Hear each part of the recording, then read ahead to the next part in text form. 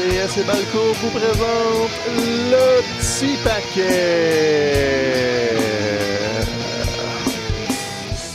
Édition avant Money in the Bank. Avant Money in the Bank, à 200, sans de Hawk qui est allé se réchauffer au Mexique. Il a le droit. Écoute, moi d'habitude, là, quand je m'absente, là, on utilise toutes les stratégies pour m'humilier, me faire sentir cheap. Moi, je dis, François, non, t'as droit à des vacances. Profites-en.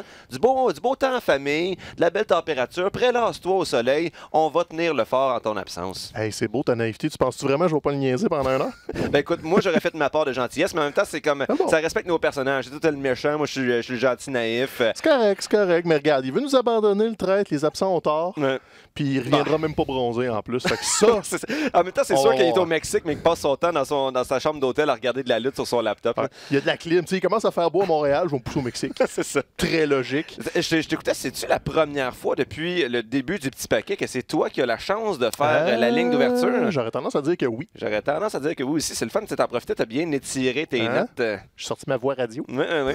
Donc, félicitations. Ça s'est bien passé. Je te demanderai pas quel numéro d'épisode, là. Je veux pas tout le temps demander. 105, si ma mémoire est bonne. Mais effectivement, je l'avais pas noté, mais 105.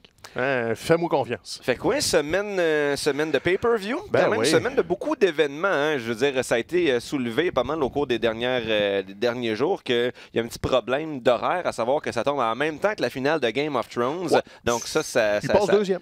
Ça rend... Qu'est-ce qui passe deuxième? Le pay-per-view. Money in the Bank, ouais, sérieusement, c'est ça. Money in the Bank passe deuxième, parce qu'il faut que j'écoute Game of Thrones, il faut que je digère Game of Thrones, puis après ça, je vais peut-être être dans un état pour regarder un pay-per-view de lutte qui me tente.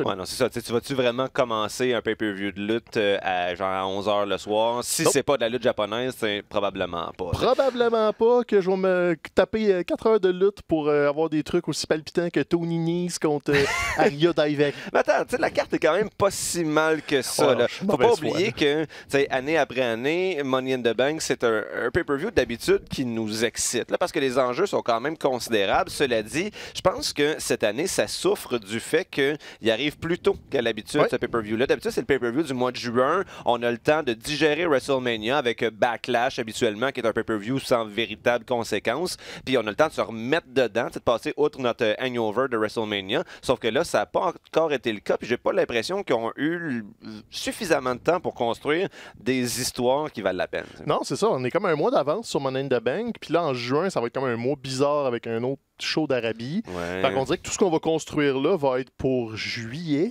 Fait que là, c'est un peu décalé. Puis en plus, je voulais en parler avant qu'on plonge dans Money in the Bank. Ils sont opposés directement à Double or Nothing, qui est la semaine prochaine de All Elite Wrestling. Puis All Elite Wrestling là, est en mode promotion et pétage de bretelles. Parce qu'ils ont confirmé ça dans un communiqué de presse cette semaine que All Elite Wrestling va être diffusé sur TNT. De la famille Turner-Warner, donc la maison de Monday Night Nitro à l'époque. Un gros poste de câble aux États-Unis, là, pour ceux qui ne le savent pas, pour vous situer, là, Turner n'est pas un poste généraliste, mais est un gros poste câblé, présente le basketball, la NBA notamment à TNT. Ça, je vais te demander, c'est quoi leur show phare, en fait, là, pour nous situer? Ils ont une portion sport, justement, le basketball, la NBA est une des grosses portions de leur soirée. Sinon, ils n'ont pas de grosses fictions qu'on connaît beaucoup, mais ils font beaucoup de cinéma, ils font, un genre de poste adrénaline un peu, puis le jour, c'est du daytime TV avec des dramatiques, une couple de séries en rediffusion, mais il n'y a pas vraiment d'équivalent francophone. C'est pas une chaîne spécialisée TNT. C'est comme un V plus gros. Ouais, OK. Fait que pour eux autres, c'est une grosse chaîne. Donc, on l'attendait, l'annonce, à cause des rapprochements entre la famille Khan et la famille Turner. C'est une chaîne qui a de l'historique de lutte, là, quand il y a même. Un historique il y a quelque chose de symbolique qui est assez fort dans ça. C'est ça. Puis la différence avec TNT de la famille Turner, c'est que la machine de promotion de Warner, là, ils ont fait déjà, ils ont commencé avec des annonces We're back in the wrestling business. Parce qu'ils n'ont rien eu de lutte là, depuis Nitro. Quand Nitro a été vendu à la WWE, TNT et Turner se sont jamais remis à la lutte. Et aussi, un truc qu'on a moins parlé, mais qui va avoir un impact aux États-Unis, c'est que All Elite Wrestling a aussi un partenariat avec Bleacher Report. Ça va être diffusé sur TNT, mais les vignettes web et tout ça, ils vont être diffusés, je pense, en exclusivité sur Bleacher Report, ce qu'ils appellent le B/R Media. C'est un truc de Bleacher qui appartient aussi à un gros groupe médiatique. Puis Bleacher ont une grosse présence numérique en mobile, beaucoup. Puis traitent la lutte depuis très longtemps. Ils ont quand même une expertise dans ce domaine-là. Puis ils sont un peu indépendants. Ils ne sont pas affiliés à un ESPN ou quoi que ce soit. Ils ont un gros conglomérat qui les dirige, mais c'est pas un réseau. Donc, ils ont vraiment 2 canaux de diffusion distincts, plus leur chaîne YouTube. Et ça rentre là, en automne. Donc, on a Double or Nothing la semaine prochaine qui va être ça va être un show de boucan. Attendez-vous à n'importe quoi puis tout. Ils vont vraiment tout mettre. Ils ont quelques trucs cet été. Ils nous permettent d'élever nos attentes présentement en entrevue. Ils disent mais tu sais, on est encore en négociation avec des gros noms. Attendez-vous à des surprises. Ça ne veut pas dire que ça va se concrétiser, mais si tu es un fan de lutte qui est notamment bien déçu de la qualité du produit présentement du côté de la WWE, c'est sûr que tu vas avoir envie d'allonger 50$ pour voir qu'est-ce qu'on nous prépare. C'est clairement un rendez-vous. Puis là, ils font toutes les bonnes choses. Cody a sauté sur l'occasion. Le lutteur mexicain Silver King est décédé la fin de semaine dernière dans le ring, un épisode cardiaque. Puis on blâme un petit peu la réaction lente de l'officiel, de l'entourage autour du ring. Fait que le Cody a déjà annoncé les arbitres de AEW vont avoir une formation en CPR. Ils vont être capables d'appliquer les premiers soins si besoin il y a. Après ça, on saute aussi sur la vague du à la WWE, c'est plus scripté, c'est plus histoire. Nous autres, les victoires, les défaites, ça va compter. On va avoir un côté plus sportif. Puis même, il disait les promos, on ne voudra pas les scripter tout à fait d'avance. On veut être moins dans le micromanagement. On veut laisser vraiment les lutteurs s'assumer comme artistes, pas seulement à l'intérieur du ring, mais également au micro, ce qui est une bonne chose. Parce que ça va permettre, j'ai l'impression, d'avoir de la meilleure continuité, d'après moi, dans les histoires, les personnages les plus authentiques. Si on se fie justement à ce qu'on a vu en termes de promo jusqu'à présent, notamment du côté de Cody puis de Dustin Rhodes, il aurait vraiment réussi à hausser la barre par rapport à ce à quoi on est habitué. C'est surtout que ça va permettre aux lutteurs d'avoir une espèce de complicité du on va monter quelque chose ensemble. Puis il n'y aura pas un droit de regard de 22 personnes autour et ultimement d'un Vince qui arrive et dit moi j'aime pas ça. C'est ça. Donc on va leur donner la chance. Puis ils disent aussi les bonnes choses dans la mesure où ils ne s'affichent pas comme la compétition. Ils s'affichent comme étant leur propre affaire. Donc ils veulent grossir sous leur propre parasol, si on veut. Mais ce deal-là avec TNT change la donne. T'sais, oui, il y avait Impact à la télévision. Il y a eu Lucha Underground. Il y a de la ROH aussi.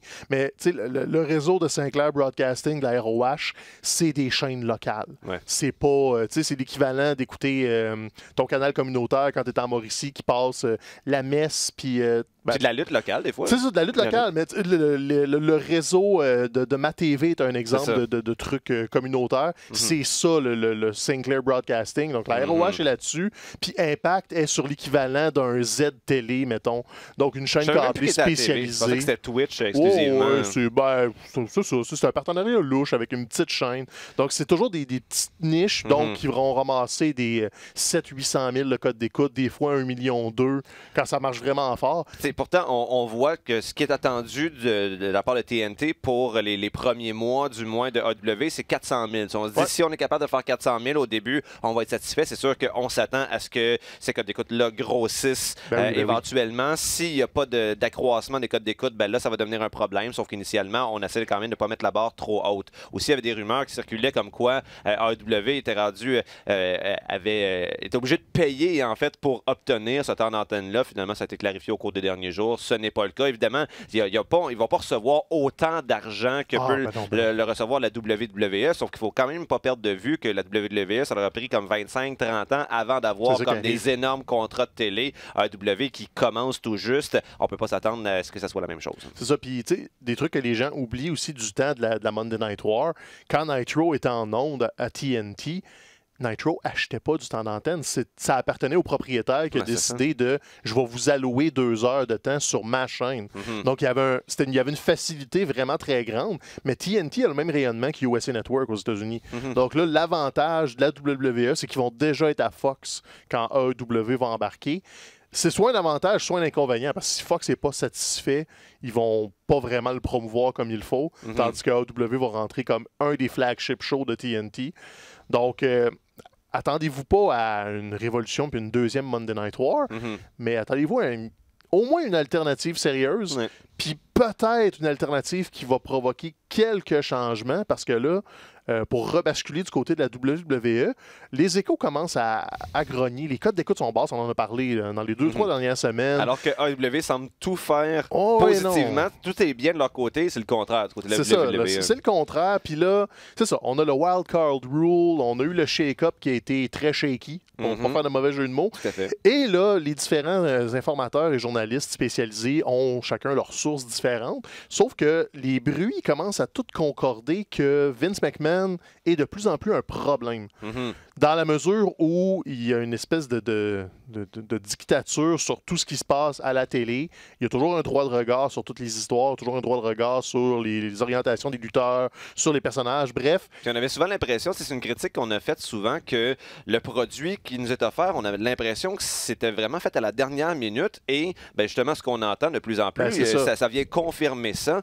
Tu parlais de la Wild Card Rule, je pense que c'est la semaine dernière ou il y a 2 semaines que ça a été mis en place. Le matin même, le lundi matin, c'était même pas quelque chose qui était envisagé. C'est en cours de journée. Tiens, on va mettre ça de l'avant. Tu sais, ça vient expliquer aussi pourquoi, justement, les moments où Vince McMahon est dans le ring puis il présente ça, c'est fait tout croche et s'enfarge lui-même dans sa présentation. C'est parce qu'il n'y a pas de vision à long terme. Et là, ça entraîne beaucoup de frustration, notamment au sein de l'équipe de scripteurs qui ont l'impression que, ils travaillent fort. On a beaucoup tendance à mettre le blâme sur l'équipe de scénaristes, comme quoi ils font pas leur travail, mais ce qu'on réalise, peut-être, c'est peut-être pas eux qu'il faudrait blâmer. Ils travaillent fort, ils ont une vision à long terme, mais ils se font mettre tellement de bâtons entre les roues. Il faut qu'ils produisent un show pour un public d'une seule personne, à savoir Vince McMahon, qui, de plus en plus, va se tanner vite dans le fond, des histoires qui sont en cours, ce qui fait en sorte qu'on a souvent tendance à abandonner ce qui a été amorcé. Puis, nous, en tant que spectateurs, on a l'impression de se faire prendre pour des caves. C'est de plus en plus difficile pour nous de s'investir émotivement. Oui, puis ça, tu l'as dit, comme les scripteurs doivent écrire pour une équipe d'une personne. Vince McMahon est dans l'oreille des commentateurs aussi. Donc, ce qu'on a à la télévision est quasiment Vince McMahon qui nous parle. Il y a des échos aussi comme quoi les promos de Sami Zayn, c'est Vince McMahon qui parle au public. Et là, ce qui arrive, c'est que la grogne, on a soit des rumeurs, des fois on a des lutteurs qui demandent d'être libérés, tout ça. Sauf que là, la grogne semble ciblée du côté de Triple H qui, plusieurs sources parlent qui est une des personnes les moins satisfaites présentement de ce qui se passe. Ce qui est rassurant quand on sait que c'est lui qui représente l'avenir. Au moins, on sait que quand c'est lui, éventuellement, dans genre 50 ans, parce que Vince McMahon va vivre jusqu'à 125 ans, on s'entend, mais dans genre 50 ans, quand il va prendre le contrôle de la compagnie, au moins, on peut s'attendre à quelque chose de différent. Oui, ça va être différent, mais regarde, là aussi, ce qu'on entend de tout ça, c'est que les chances que Vince lâche le morceau sont à peu près inexistantes. Malgré l'arrivée de la XFL. Malgré l'arrivée de la XFL, malgré les codes d'écoute catastrophiques, malgré les essais-erreurs, la pression. Donc, c'est sans souhaiter de malheur à personne, c'est probablement pas proche de changer. Même s'il y a des points de positif, on arrive à Money in the Bank. On peut pas dire que tout est mauvais. Non, c'est sûr. Mais cette semaine, c'est une meilleure semaine de lutte à TV que les 2-3 dernières. C'était écoutable. J'ai pas tout regardé. J'ai fini, je me suis dit, tiens, au moins cette semaine, c'était modérément divertissant. Ce qui est déjà un pas dans la bonne direction. T'sais. On passe de pur ennui à hey, j'ai haussé les épaules une couple de fois. C'est ça. Ce qui aide pas, c'est que faut que tu ignores tout ce qu'ils font de bien, on dirait, pour aimer Raw et SmackDown. Fait qu'il faut pas t'écouter ce qui se passe sur le web. Faut surtout pas que tu regardes NXT parce que NXT est en feu de ce temps-là. Oui, j'avoue, j'ai laissé ça de côté ils ont profité du passage du côté des British pour faire une espèce d'invasion NXT UK 205. Cool. Ils commencent à setter le prochain takeover en juin. À l'épisode de cette semaine, Viking Raider sont allés laisser les ceintures par équipe pour les abandonner. OK, ils n'ont pas perdu. Non, ils n'ont pas perdu. Ça va être un combat probablement à 4. Là, c'est pas confirmé, mais il y avait plusieurs équipes dans le ring qui se tiraillaient. Puis les Viking Raiders ont juste laissé les ceintures là, puis sont partis. Ils ont seté up Gargano Cole 2. Donc, tu sais, la NXT, là, bouillonne de choses vraiment le fun. Et là, tu arrives à Raw et SmackDown ouvrent avec Roman Reigns et The Miz et Shane McMahon. Et on a des combats intéressants sur papier, tu sais, des main events par équipe, des 4 contre 4, des 3 contre 3. Tout du monde talentueux, mais il n'y a aucune espèce d'enjeu. Donc, on était lundi et mardi à Raw et SmackDown en prévision de Money in the Bank. On s'attendait à de la construction pour Money in the Bank.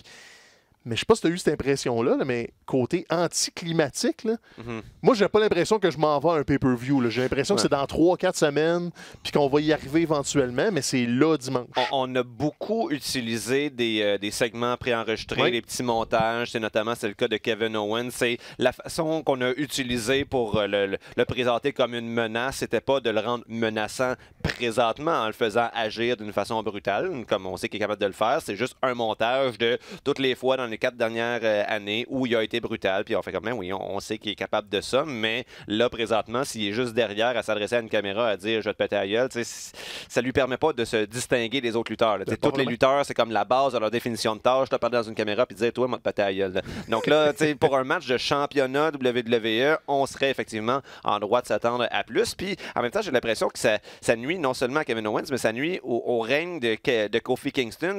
On y mettait un petit peu cette crainte-là dans le chemin vers WrestleMania. On se disait, oui, bon, si Kofi gagne à WrestleMania, ça va être un beau moment, un moment super cathartique, sauf que on avait de la difficulté peut-être à entrevoir un règne vraiment intéressant dans les semaines, dans les mois qui suivraient. Puis je pense qu'effectivement, cette prédiction-là est en train de se concrétiser. Ouais. Là. Oui, c'est le fun, Kofi champion, parce qu'il est sympathique, puis on est content que finalement, après avoir bûché pendant 11 ans, ben, il ait son moment de gloire sous le soleil. Sauf que, qu'est-ce qui se passe dans ce règne-là? Rien, c'est juste des entrevues avec Kevin Owens. C'est juste ça qui se passe. Donc ça, c'est malheureux. Cela dit, du côté de Rock, quand même, le main event, Braun Strowman, Sami Zayn, le Falls Count Anywhere, c'est quand même plus dynamique. Là, aller se promener un petit peu partout dans l'aréna, puis d'avoir justement Drew McIntyre puis Baron Corbin qui viennent se mêler à ça. Il y avait quand même quelque chose... je dis pas que c'est rafraîchissant de voir Baron Corbin et Drew McIntyre venir se mêler d'affaires qui ne les concernent pas directement. Mais tu sais, c'était présenté de façon intelligente par rapport au match qui s'en venait. Puis j'avoue que je suis très soulagé de ne pas voir Braun Strowman encore une fois dans le match Money in the Bank et d'avoir Sami Zayn prendre sa place. C'est quand même cool. Justement, la semaine dernière ou il y a 2 semaines, quand on avait annoncé les participants au match, c'était ce que je retenais, mais où est Sami Zayn? Du côté des hommes, où est Sami Zayn? Du côté des femmes, où est Ruby Riott? Le Ruby Riott, on ne l'a pas vu à la TV depuis WrestleMania, là, je pense, ou presque, ce qui est vraiment tragique, là, selon moi, mais au moins Sami... On semble lui accorder beaucoup de confiance, donc ça, c'est positif. Ouais, puis c'est ça va faire du bien de sortir Braun Strowman. Ça a l'air qu'il y a une petite blessure, mais ça a l'air que ça n'a pas rapport. Okay. Il aurait pu travailler le match quand même, c'est juste qu'ils veulent avoir une histoire à long terme avec ça. Okay. Donc, puis préparez-vous dans un monde où Baron Corbin va être l'aspirant à Seth Rollins cet été. Ouais. C'est ça qu'ils sont en train de nous raconter. C'est ce qui va arriver. Ça va être l'espèce de meneur de la bande de méchants de Raw. Puis ça va être le villain of the month pour Seth Rollins, probablement de juin, juillet, août. Okay, donc, préparez-vous à ça. C'est correct, il est divertissant, mais AJ Styles, ça va sûrement être juste temporaire pour peut-être y revenir plus tard. Mais ça. On se prépare à la gang de méchants. Puis, regarde, parlons-en. On est dans le Money in the Bank. Tu as parlé un peu de Sami Zayn. Je pense qu'on ne fera peut-être pas tous les combats un par un, mais parlons des combats d'échelle. C'est toujours ce qui attire notre attention. C'est le nom du pay-per-view. C'est l'intérêt principal. Et commençons par les hommes. Justement, on était là avec Sami Zayn. On en a 8. On a Sami Zayn, on a Ricochet, on a Drew McIntyre et Baron Corbin. Puis après ça, on a Ali, Finn Balor, Andrade et Randy Orton. Donc SmackDown et Raw en ont 4 chacun. Ouais. Quoi que Sami Zayn est confirmé à Raw. Oui, ça t'est confirmé, c'est ça. Puis c'est bien justement parce que un match par échelle, traditionnellement, c'est des matchs qui se prêtent moins bien à des lutteurs qui ont un casting de big man. Et là, du côté de Raw, on en avait 3 là, avec Baron Corbin, avec Braun Strowman. Donc en remplaçant Strowman par Sami Zayn, qui lui est capable de sortir des excellents matchs par échelle. Là. Il y a quand même un bon CV à ce niveau-là. Ça vient, disons, augmenter davantage mon intérêt en le match. Surtout qu'il y a quand même une couple de lutteurs dans ça que je pourrais imaginer sortir avec la mallette. Cela dit, si on pense aux dernières années, jamais on n'aurait pensé que genre Sheamus aurait gagné cette mallette-là il y a 3 ans à peu près. Même Baron Corbin il y a 2 ans. Oui, ils avaient surpris beaucoup. Je pense pas qu'on aurait pu prévoir ça. Je pense que disons, sur papier, le lutteur parmi les 8 qui semble le mieux positionné pour l'emporter, ça serait Drew McIntyre. Selon moi, ça fait longtemps qu'on se dit que bon, il y a une fusée dans le dos. Finalement, son push a été un petit peu ralenti parce que je pense qu'il n'est pas autant capable de générer des réactions auprès de la foule que ce à quoi on se serait attendu. Cela dit, il y a quand même une aura spéciale autour de lui, plus que Baron Corbin, en tout cas. Et de l'avoir, lui, avec la mallette, surtout si on laisse passer quelques mois là, durant lesquels il est en possession de la mallette, ça pourrait quand même entraîner quelque chose d'intéressant. Cela dit, j'ai l'impression que souvent dans ces matchs-là, on nous donne pas le gagnant auquel on s'attend. Donc, si c'est pas Drew McIntyre, qui est-ce qui reste? J'ai l'impression que Sami Zayn, c'est peut-être du wishful thinking parce que je suis un Mark. Avec justement l'attention qu'on lui donne, aurait des chances. En fait, c'est ce que je me disais initialement. Mais sinon, du côté de SmackDown, est-ce qu'il y a quelqu'un dans les 4 de SmackDown que tu penses qui risque de descendre l'échelle avec la mallette? J'en ai 2, dont un pour les mauvaises raisons. J'ai peur que Randy Orton soit pas là par hasard. Parce que c'est un gros nom, parce qu'on s'en va à Fox, parce que Fox aurait demandé d'avoir des gros lutteurs à l'avant-plan. Il est capable de basculer chez les méchants en une fraction de seconde pour aller tourner autour de Xavier. Mais excluant le scénario Randy Orton, qui je pense c'est comme le « Hey, on sait pas qu'est-ce qu'on fait, on va le donner à Randy, puis ça va être correct ». Je pense que Finn Balor pourrait être un candidat intéressant d'être champion intercontinental et Money in the Bank pour le construire. Parce que oui, tu manques de vedettes du côté de SmackDown et même la WWE en général, ils sont pas très bons pour construire les vedettes. Mais là, ils reviennent de la tournée européenne. Finn Balor, quand on lui donne une chance de briller, il se ramasse un auditoire. Il a réussi à s'en créer un sans le personnage du démon. Là, c'est rendu quasiment Monsieur Sourire et Monsieur Abdomino. Là. Donc, ça pogne à une certaine mesure. Et je pense que Finn Balor qui gagne ça permet d'avoir une rivalité avec le titre intercontinental pour l'été, tout en gardant avec Andrade. Ça a l'air qu'Andrade a très bon résultat. Commence à mieux parler anglais, ça passe bien. De semaine en semaine, on voit son amélioration. Donc, si lui est pour avoir une belle rivalité avec Finn, tu pourrais avoir un champion intermédiaire crédible avec en plus un attrait pour peut-être un super combat à SummerSlam. Tu sais, si tu veux te garder la carte du Finn Balor, rendre comme champion qui veut devenir champion. Donc, tu as un champion contre champion à SummerSlam ou un autre pay-per-view. Ça peut être une carte payante, mais est-ce qu'ils vont aller là? Tu parlais de Drew McIntyre à Raw, ça serait un souhait logique à cause de son booking, mais il a ralenti beaucoup dans les derniers mois. Ça, il a ralenti parce j'y crois pas. Il a ralenti parce qu'on le met toujours avec Baron Corbin, qui est justement, on l'a souvent dit, une espèce de trou noir à charisme qui va rabaisser un peu ceux qui sont autour de lui. Donc ça, c'est quand même malheureux. Au moins, Bobby Lashley n'est pas dans ce match-là. Ça aurait été le trio infernal et soporifique. C'est pas dit qu'il va pas avoir des interventions là-dedans, parce que Baron Corbin ne faisait jamais ça tout seul. Je pense pas qu'ils vont pousser l'audace jusqu'à y donner une deuxième fois. Parce qu'il y a déjà assez de éventuellement, mais pas tout de suite. Hey boy. Peut-être un Rumble. Mais peut-être pas un deuxième Money in the Bank. Je pense qu'il y a assez de heat comme ça. T'as pas besoin de donner le Money in the Bank. Mais mettons que tu te mouilles. Là.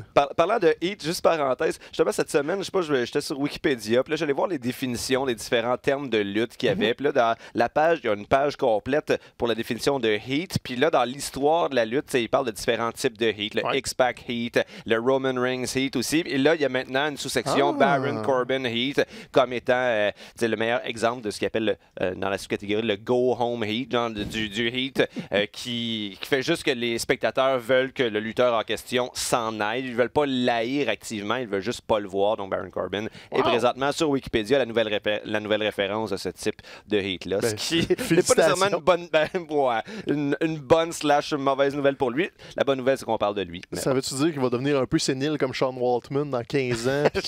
Il va faire le tour des podcasts pour dire à quel point c'était donc merveilleux quand il était là. On lui souhaite un autre destin, disons-le ainsi. Fait que si j'avais à me mouiller... Ouais, ça va être mouillé. Là, mettons qu'on dit que Baron Corbin ne gagne pas ça, cette petite mallette-là. Écoute, je vais être le Mark que je suis. Sami devient Mr. Money in the Bank. OK, Sami Zayn, Money in the Bank, on voit le jupon qui dépasse un peu. C'est ça, c'est correct, c'est légal. Moi, je resterai avec Finn Balor. Je pense que j'aime l'idée, j'aime le push.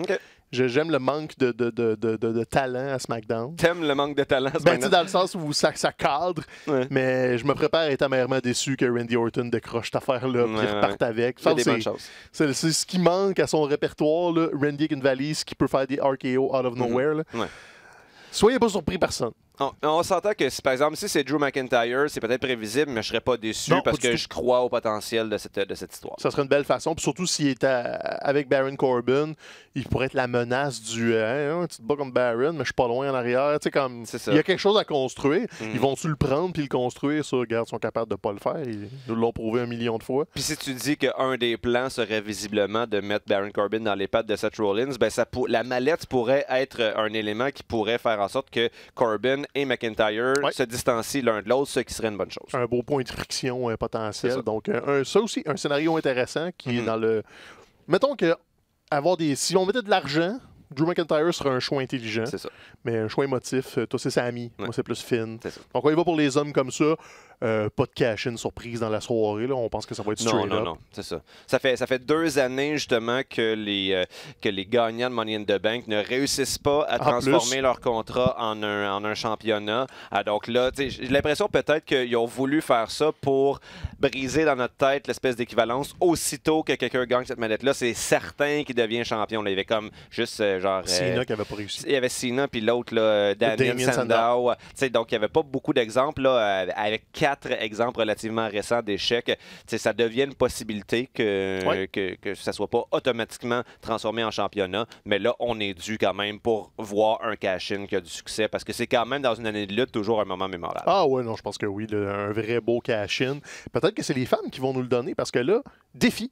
Nomme-moi les 8 participantes du Money in the Bank féminin. OK, alors, du côté de Raw, on a Naomi, on a Alexa Bliss, on a Dana Brooke et on en a un autre à lequel on va revenir éventuellement. On a le 4e de Raw. Et du côté de SmackDown, on a Mandy Rose, on a Bayley.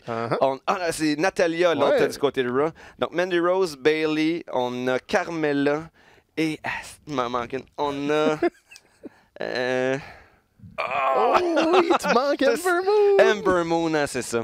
C'est parce qu'elle n'a pas de personnage. C'est ça son problème, Ember Moon. Elle a juste un maquillage, elle a juste des verres de contact. Ça, là, cet exercice-là n'était pas vain. C'était pas juste pour te faire paraître comme un gars qui connaît pas ça. C'était pour démontrer qu'il y a pas d'histoire autour du Money in the Bank féminin. Ils font juste les mettre dans des combats par équipe aléatoires, puis il y a une valise, allez la chercher. C'est ça. On a aucun investissement dans cette rivalité-là. C'est plate.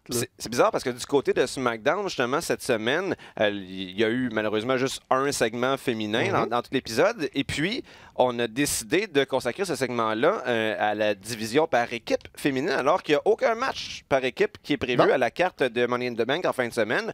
On a voulu mettre un peu de tension entre Mandy Rose et j'oublie toujours son nom. L'autre, c'est Sonya Deville.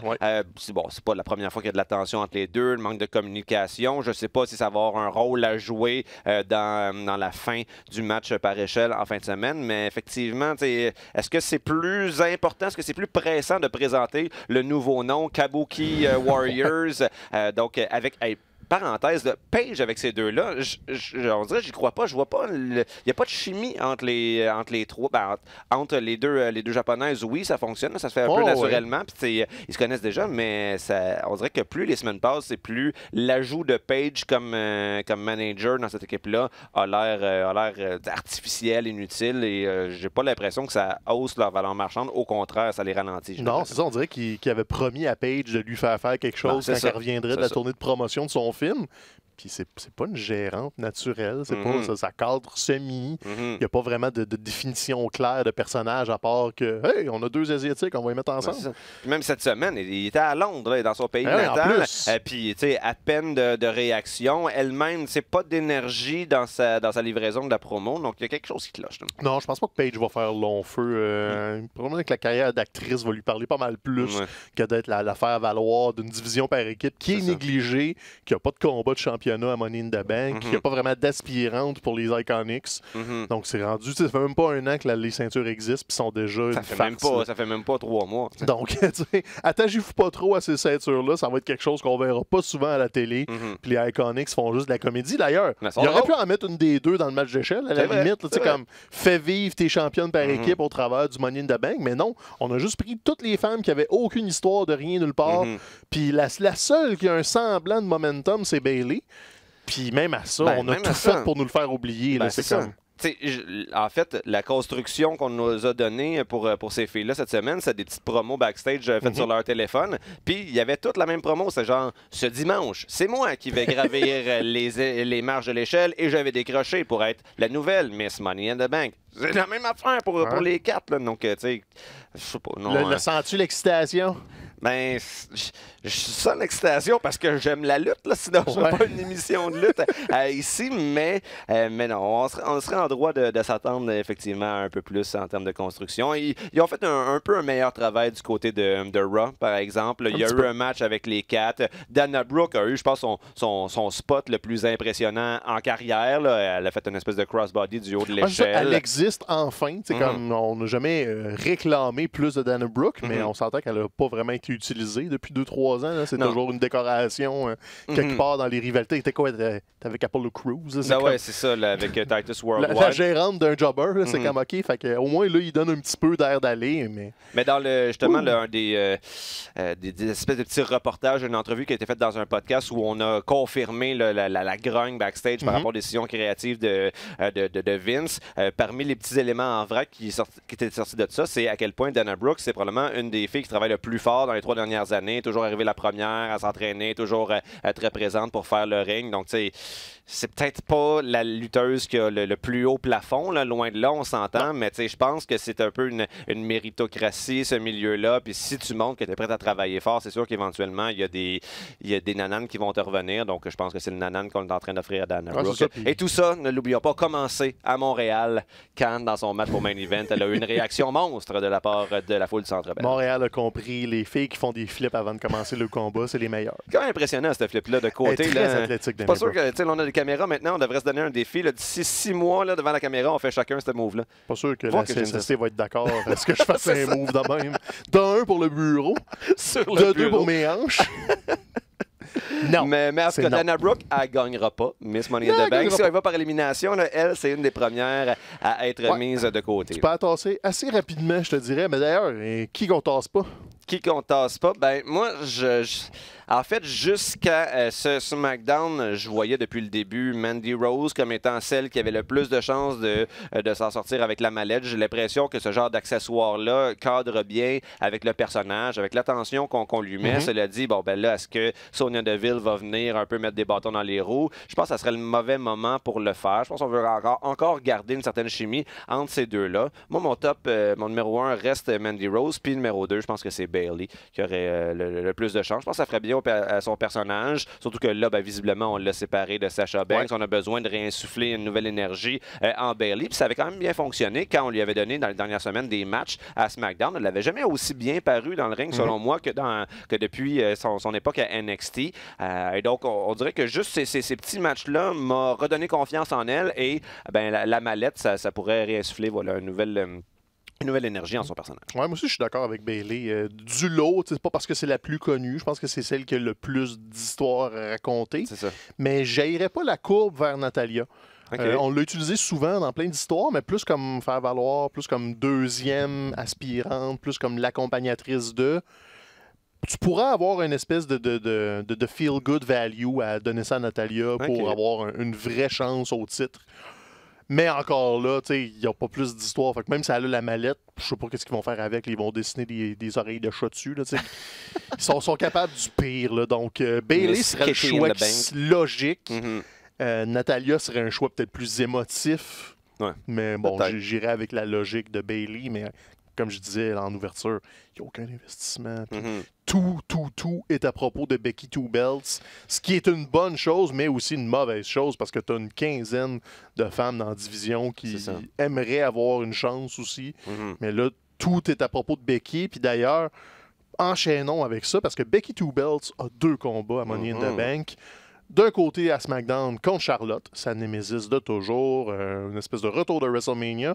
Et du côté de Raw, elle affronte Lacey Evans, la Saturn Belle. Lacey Evans à laquelle on croyait pas tant, parce qu'on nous l'a teasé pendant si longtemps, juste à faire marcher sur la rampe, c'était dur d'y croire. Cela dit, je pense que c'est pas la première fois qu'on le mentionne, mais je suis quand même impressionné, surtout par ce qu'on appelle le character work, là, par la qualité du personnage. Elle réussit vraiment à se démarquer de ce côté-là. Puis les quelques fois qu'on l'a vu dans le ring aussi, elle était bien supérieure à ce à quoi je m'attendais. Donc, je pense que si on continue d'aller dans cette direction-là, elle va devenir quelqu'un, d'après moi, qui pourrait être aussi menaçante que Charlotte l'est depuis quelques années. Le plafond est haut pour Lacey Evans. Tu sens le manque d'expérience. Mais le plafond est haut. Sa musique m'insupporte. Je déteste cette chanson-là. Le Act Like a Lady, Fight Like a Lady. C'est insupportable. J'ai l'impression d'être dans les années 50 tellement que c'est rétrograde comme façon de présenter un personnage féminin. C'est peut-être parce que le début de sa tune te rappelle ton cadran quand tu te réveilles le matin. Puis là, c'est ça. Spirit, t'as comme une espèce de réaction viscérale. Comme, je sais pas. Mais c'est vraiment cette portion-là. On dirait que son personnage, elle, comment elle nous le présente est intéressant, mais comment la WWE nous le vend, l'espèce de côté marketing de son personnage est pas aligné sur l'axe. Donc, d'un côté, t'as le marketing un peu décalé du... justement, de la belle femme indépendante du Sud, tandis qu'elle est pleine de nuances, elle est plus agressive, elle est même limite méchante dans son approche. Donc, ça me gosse. La musique l'exacerbe beaucoup, mais c'est pas contre elle. C'est juste la façon de nous l'amener, puis la façon typique WWE de gâcher les personnages intéressants. Ceci dit, il est beaucoup trop tôt pour qu'elle soit championne de Raw. C'est ça le problème. Donc, mettons qu'on canalise. Est-ce que Becky Lynch perd un titre? Je sais pas. J'ai l'impression que ça pourrait être une bonne chose qu'elle garde encore les deux championnats, mais pas trop longtemps. Peut-être que justement, sa façon de perdre un des deux championnats, ça va être avec la mallette Money in the Bank féminine. Puis c'est ça qui déterminerait à quel show elle va se joindre. Je sais pas si, quoi qu'elle pourrait devenir une nouvelle membre wildcard et se déplacer d'une émission à l'autre. Ça change d'une émission à l'autre, ça a l'air. C'est mêlant. Je comprends rien. Mais j'ai l'impression que c'est justement la division féminine de Raw qui a le plus besoin de la présence de Becky Lynch. Là, comme sur papier, est clairement moins forte que celle de SmackDown. Et donc, peut-être que si, effectivement, on décide de faire perdre un des deux championnats à Becky, ben ça va venir du côté de SmackDown. Ça pourrait peut-être confirmer aussi qu'on pense que c'est soit Bayley ou Mandy Rose qui sortira avec les grands honneurs, ou du moins avec la mallette cette fin de semaine. Et donc, je sais pas, tu sais, oui, Charlotte, on dit ça lui ferait un 9e règne, mais en même temps, c'est le fun d'accumuler les règnes, mais il reste encore pas mal d'années à la carrière de Charlotte. Là. On n'est pas pressé à ce point là, d'en faire une 20-time champion. Là, puis à un moment donné, c'est que justement, si elle redevient toujours championne, ben, ça, je sais pas, je pense que ça va tuer l'intérêt en son personnage. Moi, j'ai l'impression qu'on continue de surfer sur la vague Becky Lynch, très, très, très populaire. La faire gagner 2 matchs en même soirée, ça contribuerait encore à cimenter sa légende.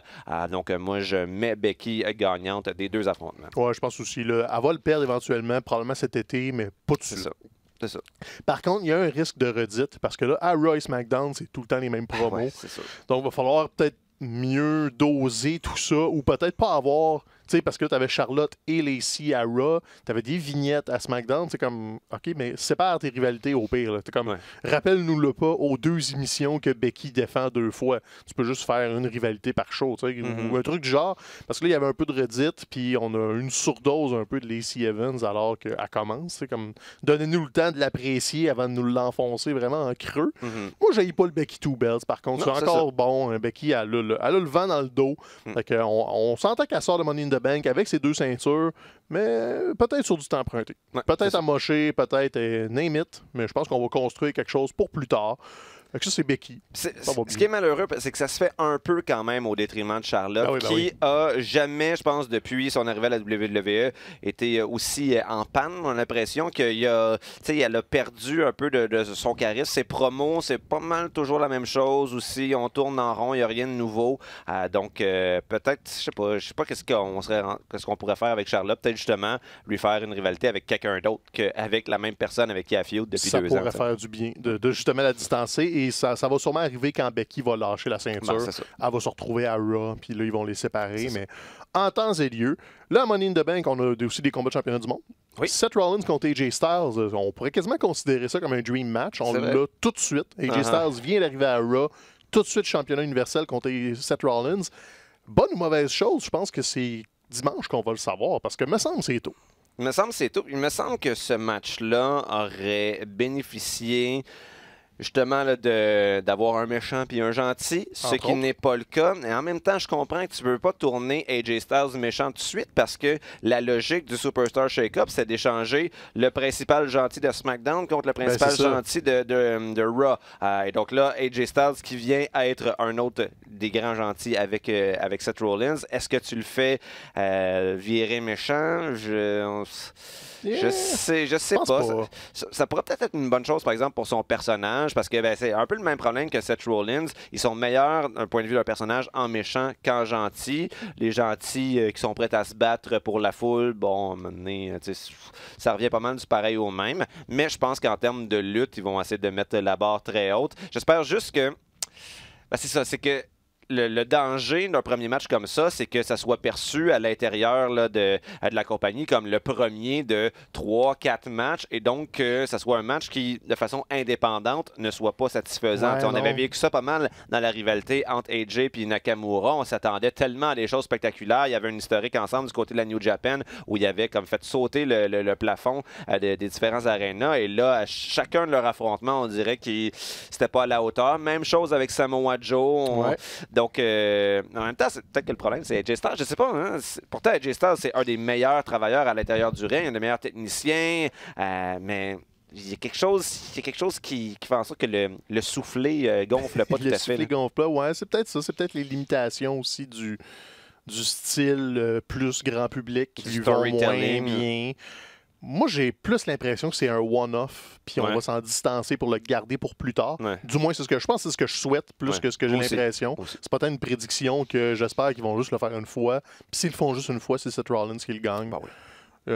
Peu importe la situation, le Beast Slayer, Money in the Bank, AJ Styles n'est pas champion universel. Non, ça on s'entend là-dessus. Côté SmackDown, là, ça va être la défense de Kofi Kingston qui va mettre ça en jeu. Il y a eu une défense contre Daniel Bryan. Là, c'est contre notre boy Kevin Owens qu'on a reflippé chez les méchants en catastrophe parce qu'on manquait de méchants. C'est ça. C'est quand même divertissant, mais on s'entend que ça manque d'amour un peu, ce qui a fait 2 semaines à peu près. Ça. Donc... ça souffre d'avoir été garoché à la dernière minute. Puis pourtant, tu sais, ça serait naturel qu'on se sente investi dans ce match-là, mais ce n'est pas le cas. Puis autant je croyais il y a quelques semaines aux chances de Kevin Owens d'avoir le dessus.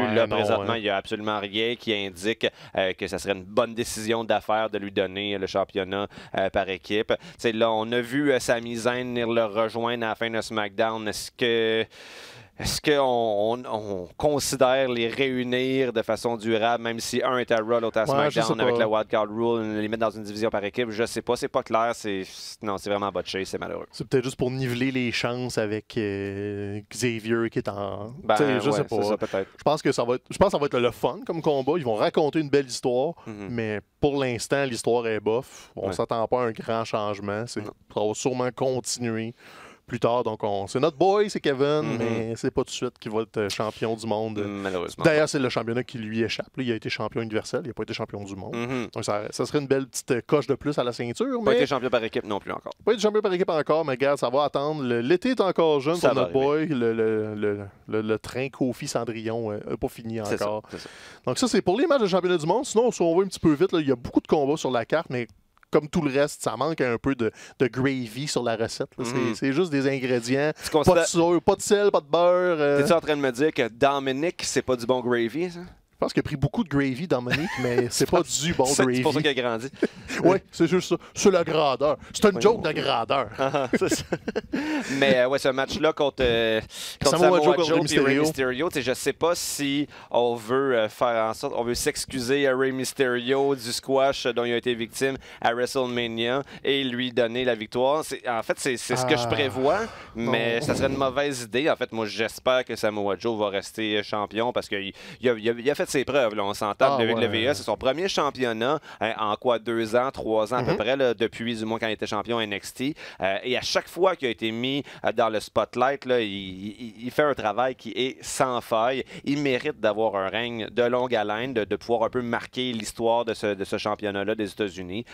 Donc, moi, j'espère que Samoa Joe va l'emporter, mais étant donné qu'on est dans une période où les décisions semblent être faites un peu à la dernière minute, de façon émotive, il y a une partie de moi qui craint. Je veux rien enlever à Rey Mysterio, c'est une légende, là, mais c'est pas lui qui devrait être le champion des États-Unis présentement. Et j'ai l'impression que c'est peut-être ça qui va se passer. Ouais, puis tu l'as mentionné, là, Dominique n'est pas là par hasard. Dominique va sortir de Money in the Bank magané.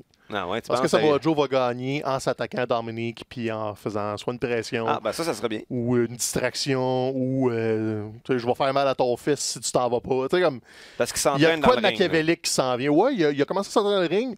Puis il y a l'âge pour prendre des bombes. Fait que tu peux le faire de façon sécuritaire avec un coquina clutch, par exemple, qui n'a aucun risque. C'est vrai, c'est vrai. Donc, moi, je pense que Dominique va servir d'accessoire. Ça va être un match gimmick un peu pour soit continuer l'histoire ou juste tasser Rey Mysterio de là. Mais on va construire Samoa Joe parce qu'il y a eu des interactions en coulisses avec Dominique, mais aucune altercation physique. Il nous garde peut-être ça pour le petit punch là, de Money in the Bank. Donc, pauvre petit Dominique. Non, ça, j'aimerais ça. Il va se faire maganer. Sinon, un match qui va sûrement vous donner un show, c'est The Miz contre Shane McMahon dans une cage. Match retour de WrestleMania. Là, Shane McMahon a gagné, même si c'est The Miz qui a fait une grosse souplesse du haut d'une structure à WrestleMania. Là. Donc, on va régler ça dans une cage. Shane est clairement méchant. The Miz est clairement gentil.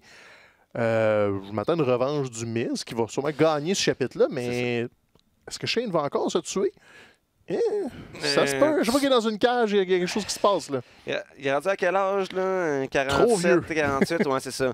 Peut-être. C'est parce que c'est ça. C'est que The Miz, c'est sûr que depuis qu'il est rendu gentil, il a un petit peu modifié son style de lutte. Il va faire des fois de la haute voltige. Je dirais pas de la haute voltige, la moyenne voltige, disons-le ainsi. Là. Il va monter sa 3e corde, mais il va sauter pour tomber les 2 pieds sur le ring. Là, mais peut-être que justement, un match comme ça, ça pourrait l'aider à construire là, cette évolution de son style. Peut-être un skull crushing finale du haut de la cage vers le milieu serait le genre de bump que peut-être Shane serait prêt à prendre. Me semble, quand je le dis comme ça, j'ai l'impression que c'est peut-être dangereux, mais en même temps, est-ce que le danger a déjà empêché Shane McMahon de faire un spectacle?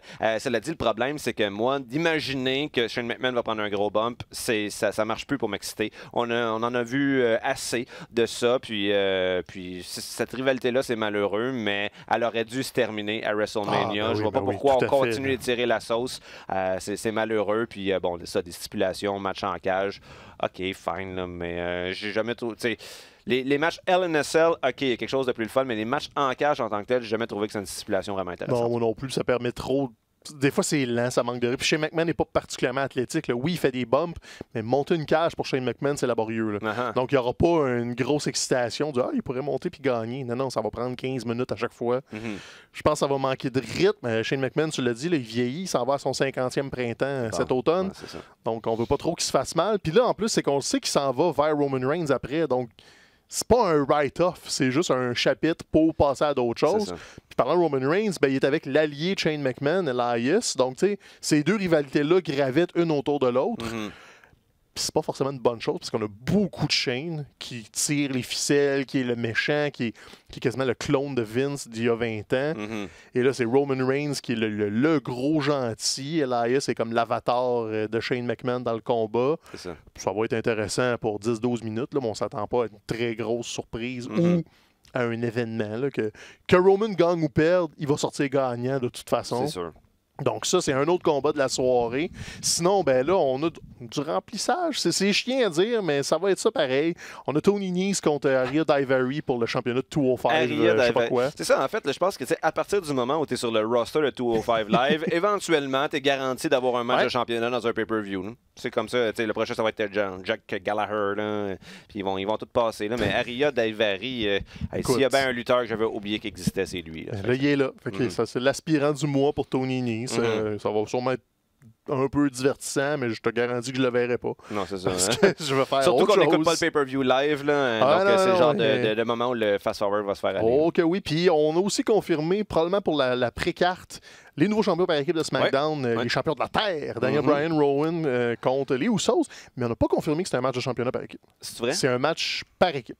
Parce que techniquement, les Usos sont à Raw. Peut-être qu'ils ne sont pas éligibles au championnat. Je ne sais pas. À la limite, c'est une bonne chose parce que si ça avait été un match de championnat par équipe, ça aurait d'entrée de jeu enlevé la possibilité que les Usos l'emportent, j'imagine. Comme ça avait été le cas il y a 2 semaines quand Daniel Bryan et Rowan ont remporté le titre. Donc là, j'avoue, moi, j'avais assumé que c'était un match de championnat, mais en enlevant cette stipulation-là, ça peut déjà, disons, changer les enjeux. Sauf que, j'ai pas l'impression que tu veux faire perdre Daniel Bryan et Rowan quand ils commencent tout juste leur règne de nouveaux champions. Est-ce que tu veux faire perdre les Usos non plus, qui sont déjà en train de perdre de leur valeur marchande dans des d'histoires de cabochon à Raw? Au moins cette semaine, il n'y en a pas eu de ce côté-là, me semble. Il n'y a pas eu de nouvel épisode d'humiliation des Revival. Mais c'est bizarre parce que pourtant, il est censé en avoir plein de bonnes équipes. Puis j'ai l'impression que ce match-là, ça nous fait réaliser qu'à bout de ligne, la division par équipe, en général, pas juste dans une émission ou dans l'autre, manque vraiment de gravy, comme tu le disais. Fragile. On devrait être capable de proposer un autre affrontement que celui-là, qu'on nous sert déjà anyway depuis 3 semaines. Oui, puis qu'on n'a pas besoin. Il y avait déjà 10 combats sur la carte. Là, on en rajoute un 11e pour la pré-carte. Donc, regarde, c'est du remplissage pur et dur. Ça n'a aucune incidence sur rien. Gang-père, ça va être ça, puis ça va être oublié instantanément. Donc, c'est ça, Money in the Bank. C'est dimanche. Sinon, un peu de Varia. On en a parlé la semaine passée de Lars Sullivan qui était un peu dans l'eau chaude à cause de propos du passé sur un forum de bodybuilder, ce ramassis de génie incroyable sur l'Internet.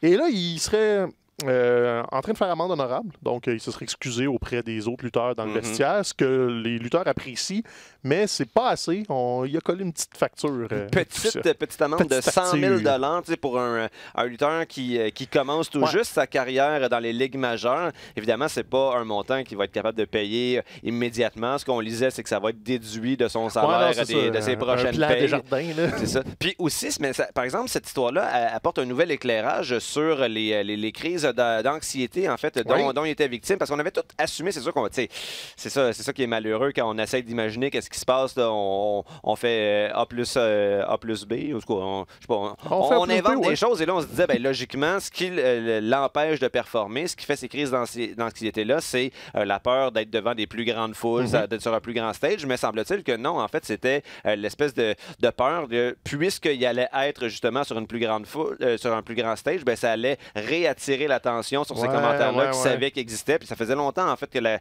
WWE était au courant de l'existence de ça. Alors voilà, toute cette situation-là est malheureuse, mais bon, s'il est prêt à s'excuser, à faire amende honorable, on va donner la chance au coureur. C'est ça, d'un autre côté, c'est là qu'il faut embarquer dans la dynamique où est-ce qu'on est prêt à pardonner aux gens pour leurs impairs? Sur une couple d'années, il y a eu des propos. OK, fine. Est-ce qu'on est prêt à pardonner ça? Si oui, qu'on lui laisse la chance de se rétablir. Puis, il y a un plan. Là, la WWE se cache pas que quand ça fait leur affaire, ils ont le pardon facile. Hulk Hogan est un exemple. Puis, il faut aussi mesurer la gravité du crime, si on veut. Là, c'est des propos sur Internet quand il y avait genre 19 ans à peu près. Là, on s'entend qu'il y a quand même une grande différence de maturité entre quand tu as 19 ans et quand tu as 29 ans. Là. En même temps, je ne veux pas excuser ce qu'il a dit, mais il faut quand même mettre les choses en perspective. Niaiseux, mais si on veut s'établir comme une société qui veut promouvoir le pardon, l'évolution puis la réhabilitation, il faut mettre son argent où ce qui sont nos valeurs. Donc, laissons à Lars la chance de prouver qu'il peut être un membre positif du locker room de l'AE, mais aussi pour les fans, pour le divertissement. Regarde, là, si on me jugeait pour tout ce que j'ai fait à 19 ans, probablement que ça serait une autre game. Là, donc, Puis si toute cette histoire-là peut faire en sorte que des gens vont y penser par deux fois avant d'écrire des cabochonneries sur Internet, ça va au moins ça de positif. Ça laisse des traces. Donc ça, c'était Varia 1, Lars Sullivan. Varia 2, qu'est-ce qui se passe avec Mojo Rawley? Il y a un très laid maquillage, on s'entend. Il s'en va dans 2 secondes, il fait de l'aquarelle, je pense. C'est ça, puis pourquoi bleu? En tout cas, je comprends pas. Puis, tu sais, je sais pas, c'est comme un exemple là, où il sait qu'il n'y a pas beaucoup de temps, fait qu'il veut attirer l'attention, fait qu'il a passé, j'ai l'impression, la moitié de son match à juste comme crier. Il a fait comme Mais est-ce que tu fais vraiment augmenter ta valeur marchande en faisant ça? J'ai des gros doutes. Là. C'est malheureux. Là. Je pense que lui aussi, il travaille fort. Là, puis, il essaie de tout faire ce qu'il faut pour être mis à l'avant-plan, mais j'ai de la misère à voir comment ça peut fonctionner. Non. Prédiction, à la fin du mois de juin, on n'entendra plus jamais parler. Non, c'est ça. C'était Mojo. Varia 3. Suivez Biggie sur Twitter pendant sa blessure. Oui. C'est magique. Très divertissant. Il crouse la maman de Becky Lynch de ce temps-là. Il commente le booking de façon ironique. Il répond aux questions des gens. Quand est-ce que tu penses revenir? 2021, peut-être 2022. Je me donne notre temps. Quelqu'un qui a demandé une photo de lui pour mettre dans son header de Twitter. il a pris une photo de son underboob puis il a envoyé ça. C'est de toute beauté. Donc, suivez Biggie sur Twitter. Ça, c'est probablement la chose la plus divertissante que vous allez faire cette semaine. Varia 4. On a eu un nouveau chapitre du Funhouse de Bray Wyatt avec, enfin... Creepy as fuck. Qu'est-ce que c'est ça? Il y a le masque. Encore Tom Savini, on en avait parlé, c'est lui qui faisait les marionnettes. Là. Le masque, je sais pas, en fait, en même temps, avec un masque de cette qualité-là, c'est sûr qu'il n'aura pas le choix de l'utiliser dans ses entrées quand il va finalement revenir en action dans le ring. C'est l'autre volet du personnage. T'as le personnage animateur d'émission pour enfants, sympatoche, et t'as le clown machiavélique. Ça peut pas être autre chose que ça. On s'est dit, hey, qu'est-ce qui fait peur au monde? Il y a Hit. Ça prend un clown. Donc, on n'a pas eu de clown méchant à la E depuis Dunk dans les années 90. Là, on a la version film d'horreur, gore, passé dans l'acide de Dunk. Et au début, je trouvais ça weird. J'ai comme vu les photos avant de voir la vignette, puis j'étais comme, ah ouais, ils vont aller là. Puis là, finalement, j'ai écouté la vignette, j'ai dit, OK, non, il l'a amené, il y a quelque chose, puis c'est Bray. Bray est capable de le rendre pas ridicule, parce que ça pourrait être facilement et rapidement très ridicule, tout ça. Et non, la vignette de cette semaine était aussi solide que les autres. Et là, on a Bray Wyatt en clown maléfique. Qui s'approche d'un retour, là, comme on Est-ce que Money in the Bank pourrait être le match par échelle pourrait être un moment d'intervention? Peut-être, ou tout de suite après à Raw. Il va falloir le revoir dans le ring bientôt, puis justement établir, est-ce que le masque va être inclus, va-tu pas être inclus, c'est un truc de vignette, est-ce que les marionnettes... Je me demande comment il pourrait se battre avec ce masque-là. Je pense pas. Il va faire ses entrées, c'est ça, mais peut-être qu'il y aura un petit maquillage en dessous. Là. Donc Bray Wyatt, très, très divertissant. Dans le positif, il y a lui. Et c'est mon moment fort de Raw encore une fois cette semaine. Sinon, Varia, je suis rendu à 5. Écoutez la New Japan. Je sais que Mathieu, c'est ton bout que t'aimes le moins, mais là, le tournoi Best of Super Junior est commencé. C'est la meilleure lutte au monde présentement. Il n'y a rien de mieux. Là. Et on a déjà 3 soirs de fête. Il y a des combats 5 étoiles tous les soirs. Ça n'a juste pas de maudit bon sens. Puis comme c'est un tournoi, les combats sont un peu plus courts. Donc c'est moins hostile. C'est pas des combats de 35 minutes avec un gros investissement. Des combats d'1 heure, des fois, dans ceux que j'ai écoutés. C'est ça. Là tu as des combats de 15-20 minutes, ultra rapides. Tous les meilleurs Super Juniors sont là. Il y en a qu'on voit pas souvent, Shingo notamment, qu'on n'a pas vu énormément, à part dans des matchs par équipe. Là, il est tout seul et il vole le show. Shingo. Première soirée du Best of Junior, tu as eu un combat entre Shingo et Sho, des anciens champions par équipe des Super Juniors, Sho et Yo. Donc, on savait qu'un des deux allait éventuellement être une vedette en solo. Et là, ils ont mis les deux ensemble. C'était à peu près un match-up qu'on n'a jamais vu parce qu'ils se frottaient juste en équipe. Shingo est associé avec Los Ingobernables de Japón, normalement. Donc, faisait équipe soit avec Bushi ou peu importe. Et là, les deux tout seuls ont donné le match du mois. Probablement un candidat au match de l'année quand on va faire le recap de tout ça. Et ce n'est que le début. Donc, les gars sont moins connus cette année. Il y a les suspects usuels. Donc, Taiji Ishimori qui est l'ancien champion, Dragon Lee qui est le champion actuel. Mais donnez la chance aux coureurs, puis ça fait des super de gros galas. Et tout ça va nous amener à Dominion, qui est le combat Chris Jericho contre Okada au mois de juin, qui est déjà sold out, qui va être une très très grosse soirée. Donc, si vous cherchez de la bonne lutte, il y a ça. Je vous avais parlé de Super Strong Style du côté de Progress la semaine passée. C'est en ligne et c'est de la bombe. Ça n'a pas de bon sens. J'ai écouté la première soirée. C'est vraiment, vraiment très, très bon. Ça m'a réconcilié avec la lutte un petit peu. Notre boy PCO n'a pas gagné le championnat de la ROH, mais a donné un solide combat. Donc, si vous avez la chance de mettre la main là-dessus, n'hésitez pas. Sinon, Varia 6, on est de retour en ondes avec RDS2 ce dimanche avec une nouvelle émission mensuelle. Donc, on finit le gala de l'IWS au MTLUS. On vous présente les combats qu'on n'a pas encore présentés. Et on y va aussi avec un combat de Madison Square Garden. de la Ring of Honor, le combat de championnat du monde par échelle entre Matt Taven, Jay Lethal et Marty Scurll. Un gros combat, là, vraiment, vraiment solide. Puis ça va vous donner aussi un aperçu de c'était quoi le G1 Super Show à Madison Square Garden. Donc ça, c'est une nouvelle émission dimanche. Varia 8, 9, 12. Puis moi, je vais faire un 5 secondes culturel, là, parce que là, on commence à le presser par le temps un petit peu. Mais moi, la principale raison pour laquelle j'écouterai pas le Money in the Bank en direct, c'est pas Game of Thrones, mais c'est le Poudza Fest, une de mes traditions depuis 5-6 ans à peu près. Puis, tu sais, l'univers, l'espèce de sous-culture de la lutte a toujours eu des affinités avec la sous-culture punk. Donc, il y a des fédérations, je pense que Progress, justement, il y a une espèce de dimension punk assez mise à l'avant-plan. Et donc, il y a plusieurs shows qui sont gratuits si vous habitez à Montréal. C'est très, très facile d'accès. Vous allez dans le coin du quartier des spectacles. C'est dans une des places, là, un des espèces de petits parcs de la place des festivals. Puis dans les shows gratuits, il y a Against Me, donc ce vendredi. Sinon, si vous avez suivi Sub, il y a de cela quelques années, donc des espèces de rois du ska punk de Saint-Jean-sur-Richelieu. Ils font un show retour ce dimanche. C'est gratuit aussi. Allez voir leur programmation. Puis en plus, profitez-en pour manger une pizza. En plus, le festival lui-même a un food truck dans lequel on peut acheter directement une pizza toute faite. Donc, une pizza sur laquelle il y a de la poutine. Cela dit, qui dit punk dit do it yourself, esprit DIY. Donc, moi, ce que je vous conseille de faire, comme je le fais depuis plusieurs années, allez vous prendre une pizza dans quelque part dans une place là, à la pointe et allez prendre la pizza du Montréal Pool Room, là, une des meilleures pizzas du coin, poutine du coin. C'est smart, ça. Mettez ça ensemble et vous allez donc peut-être passer une mauvaise semaine gastrique, mais un très beau moment de manger. Quoique là, cette année, c'est le resto Chez la Mère sur Masson qui fait le pizza officiel. Chez la Mère, c'était mon go-to quand j'habitais Rosemont à l'université. C'était ma pizza d'1h du matin. C'était mon fast-food quand j'avais des travaux à remettre. C'est genre 20e avenue. C'est coin Pineuf Masson. Pineuf Masson. Donc, les résidents de Rosemont connaissent Chez la Mère. Ça livre toute la nuit. Tu peux te faire livrer des déjeuners à 5h du matin. Donc, c'est eux autres qui commanditent la pizza. Puis sinon, si vous voulez pas de punk, j'embarque cette minute culturelle. Il y a le tournoi de balle aussi du Poudza Fest. Parc La Fontaine, samedi après-midi. Je voulais le jouer, malheureusement. Je peux pas. Mais ça m'aurait fait plaisir d'aller jouer avec la gang d'Hugo Mewdy. Il y a 4 ou 5 équipes, je pense, cette année. Donc, gros fun de punk, de balle, de mauvaise nourriture. Puis quelque part là-dedans, Money in the Bank. La lutte en rattrapage le lendemain. C'est congé le lendemain, quoi de mieux faire? C'est vrai, c'est le haut des Patriotes. C'est ça, à regarder de la lutte. On va digérer sur mon divan. C'est ça. Bon, ben bonne semaine à tous, toujours un plaisir. Puis François, es-tu là la semaine prochaine ou t'es encore en vacances? Posé. Puis il est mieux d'être là. Je vais aller le chercher sinon. C'est bon. Hey, ça va faire, là. Bon, ben, tourne-le. Ciao tout le monde.